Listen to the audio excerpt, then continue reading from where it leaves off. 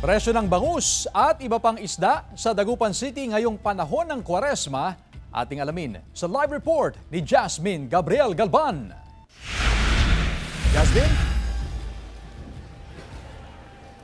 Chris, sa mga oras nga na ito ay tuloy-tuloy ang delivery ng bangus at maging ng sari-saring isda dito sa Magsaysay Fish Market. Ayon sa mga negosyante, walang paggalaw sa presyo ng bangus simula pa noong nakaraang mga linggo.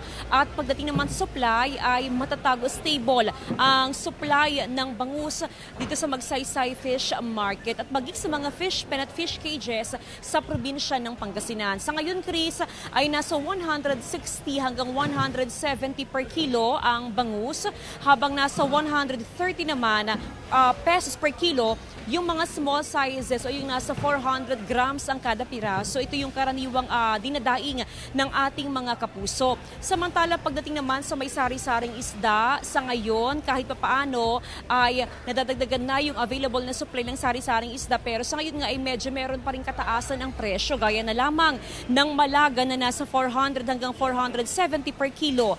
Ang hipon ay nasa 350 hanggang 400, habang ang tilapia naman ay nasa 100 pesos per kilo at ang pusit ay nasa 200 pesos kada kilo. Asahan daw na hanggang sa mga susunod na araw ay patuloy pang madagdagan ang supply ng sari-saring isda dito sa Magsaysay Fish Market. Chris? Maraming salamat, Jasmine Gabriel Galban.